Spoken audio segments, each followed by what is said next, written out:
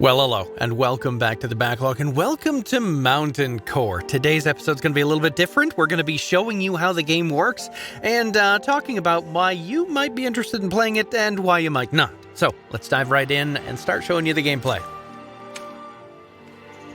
Alright, so right out of the gate, you may be looking at this and going, wait a minute, this is just a skin for Dwarf Fortress, and you are not right?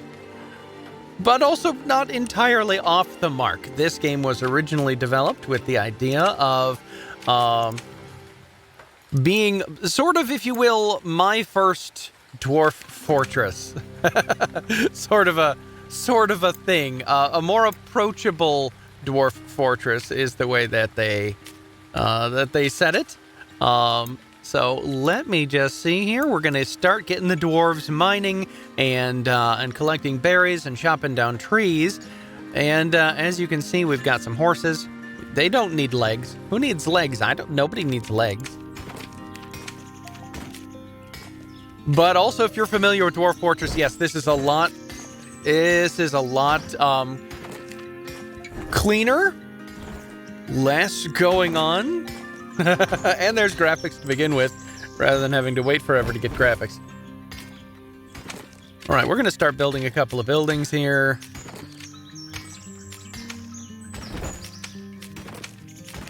And the way you build buildings in this one is slightly weird. You set up a room, and the room can be big, it can be small, it can be oddly shaped. But it entirely depends on how you want to set it up and how much you want going on in it. So let's say we have this masonry set up, and we could set up a 4x4 masonry area, but we're going to set up a 7x7 because now you start putting what you want in it. Ore crushing station. Sure, let's put that there. An import pallet, and then an export pallet. And these are important. There we go. Yeah, go away. Tutorial, thank you. Because once these are constructed, any goods coming into a room will come here, and any goods coming out will come here. But you can only set one good going out at a time.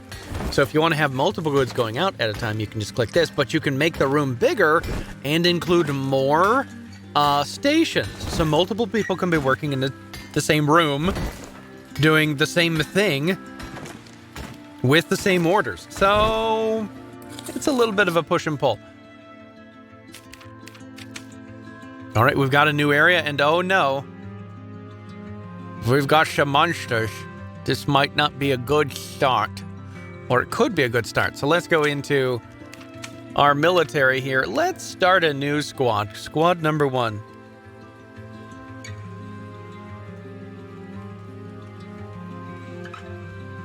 The mush squish. And we'll start. Oh, let's see here. Yeah, okay, that works. That's fine.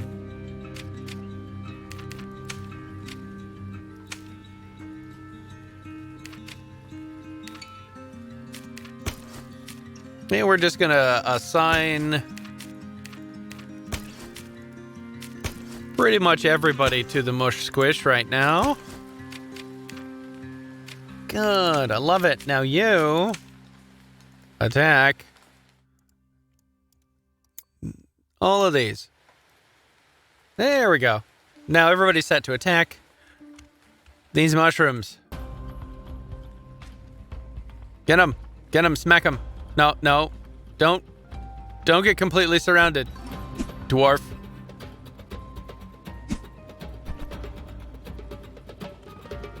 I've not encountered this particular monster, so I don't know how effective. Oh, there we go.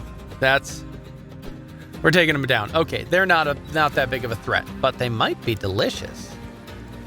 A fungolem. We've killed one already. Let's keep going.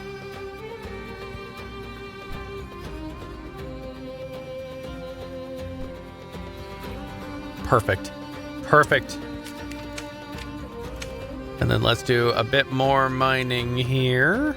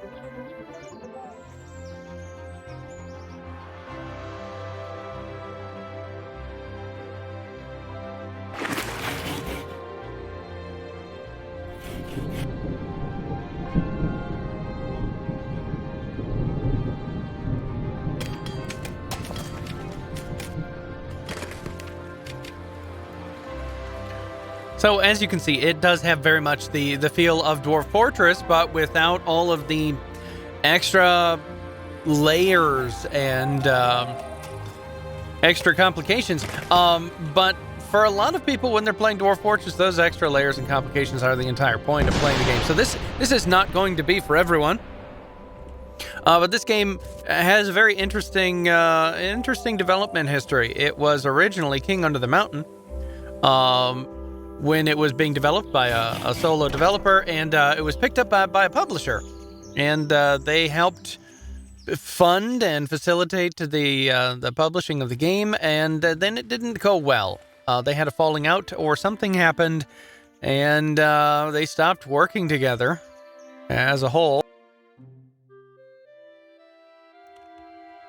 And the indie dev was able to get the rights back for his game. Let's get some logs in here. And was able to... Ooh, barrel staves. Was able to continue publishing it. He is now working a regular job, so he's not able to get as much done as we might hope. But he is still attempting to get as much done as he can, and eventually get it out to the broader public. That's not here yet, but in time, that is the hope. So this game is going to develop slowly. He has, it's been several months since the latest update, but that's to be expected when you're the only one working on it. And it's lacking a lot of content, but it has a lot of polish, which is somewhat the opposite of where Dwarf Fortress was a few years ago, where it had almost no polish, but it had tons of content. So if you are afraid of Dwarf Fortress because of its lack of polish and its punishing UI and its insanely steep learning curve, you might be able to pick this one up and learn from this one, and then maybe eventually get to Dwarf Fortress if this is your jam. And the whole time you'll be, supporting an indie developer. It is a little bit different because, like I said, you've got individual buildings. And then in those individual buildings, you can have multiple inputs, multiple outputs. And that's going to throw a lot of seasoned Dwarf Fortress players off right away. But there is still lots to explore, even though he's still working on it. He's not finished with it by any means. But there's still lots going on here in King of the Mountain. And we've got armories and artisan workshops and bakeries and barracks and bedrooms and breweries and all sorts of stuff. A whole textile smelting and everything. A lot going on here.